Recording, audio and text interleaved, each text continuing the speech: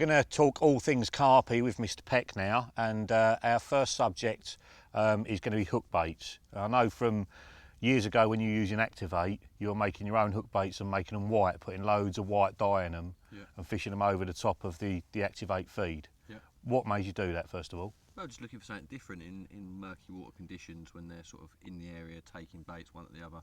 I'm sure when they get close to something white, they can pick up on it, and also you've got the washed out factor. It's lots of things in your favour making the hook baits, as well as double dosing them. So just everything to hone in on it. Right, so double dosing them, you put in twice as much activator in as you would normally. And you're making the mix yourself. So what? That's 1 egg, I take it. 1 egg. How much activator did you put in? I think the recipe was 15 ml to 4 eggs. So if you're double dosing it, it's 30 to 4 divided by 4, so 7.5 ml an egg. Right, okay. And loads and loads, because it's quite a dark bait, isn't it? So you must need loads of white colour to lighten it up. Yeah, loads of white dye. Right, okay. And are you making them more buoyant, or were they just straight bottom baits? No, I was doing 18 mils with 10 mil cork balls inside. Right. They floated on their own, put a hook on them and they sank. Right, okay. And how was the hook sitting? Was it flat, or was it point against the bottom? They probably started like that, but over the course of a little bit of time would have laid down. Right, and how long after you cast it in are you expecting to get a bite on that? On the place you were fishing? Generally sort of, we're putting them out in the afternoon, expecting takes after midnight, so they've been in the water 8 hours. So you're almost putting them in, because the boilie going to suck water in, become more buoyant, you're almost putting them in slightly more buoyant than you want them to begin with, to lean over eventually and be bang on. And what are you coupling that with hook link wise? Braid I was using at the time, and as I was using cork balls, I didn't want to pierce them, so I was lassoing them on with quite a coarse braid, and then lassoed on, not the snotted, to wide gape hook, sort of 8-9 inch rig, inline lead.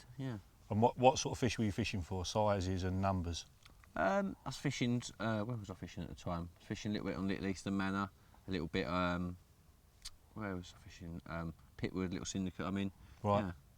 Big fish, you know, like 30, 35 plus fish. Right, and did you fish a dark one with a cork ball in against a white one with a cork ball in to see, or was it just white or nothing? Well, on the Pitwood and Little Eastern, the white ones definitely perform better they perform better in Little Eastern because of the murky water. Right. Whereas in Pitwood, it didn't really seem to make much difference. Right, okay. And how much bait are you feeding over the top of it when you get there? Well, when I'm fishing specialised hook baits, I tend to fish more bait, because I think the whole point of using a hook bait that's different is to draw attention to it, to a bigger area of bait. So by putting more bait out, you can create a bigger feeding scenario. And, obviously, you're trying. So you're luring them in with the quantity and everything, and then when they get there, oh, what's that? Amongst the other lot. Right. It plays both ways, doesn't it? You know, for example, they could ignore it because it's different.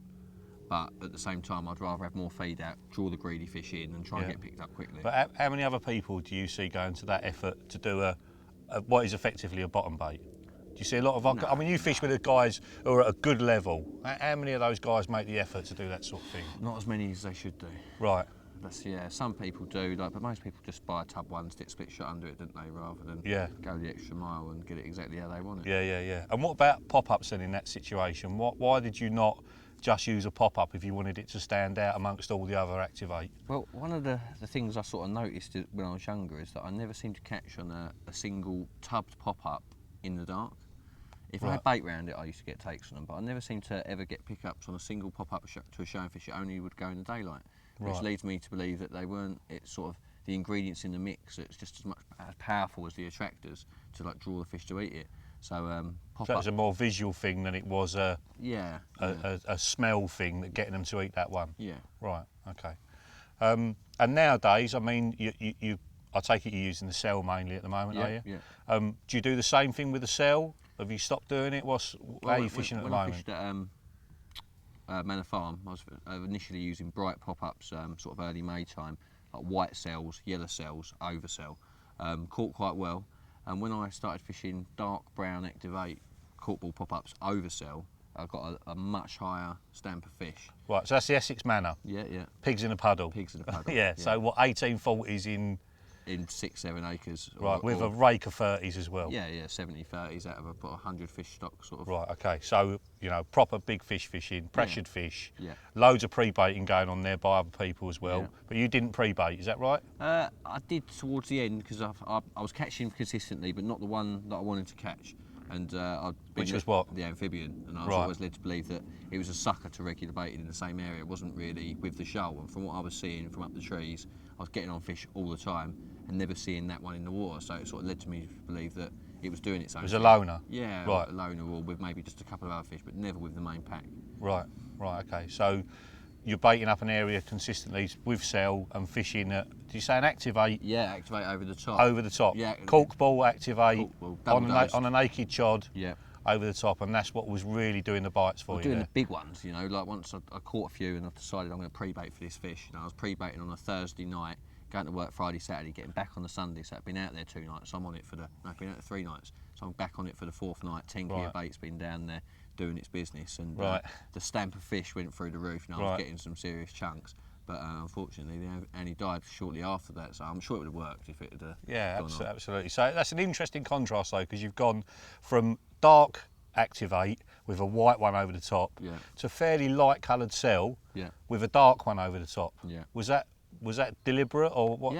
Yeah, just everyone fishes a bright one over the top, don't they? That's, why not in gin clear water? Why not go the other way? They're going to see it regardless. And even a brown bait goes pale, sort of grey colour in the water, in clear water. So I thought it was just a little crafty thing to do. Nice. And the amphibian had been caught on activate a load of times, so it was, it seemed like a good game. Everything in your favour, basically. Wicked. Well, some very interesting stuff on hook baits. I'm sure you can put it into your own fishing. It's always an education to talk to him. Hopefully you'll be able to talk to him some more about some other subjects.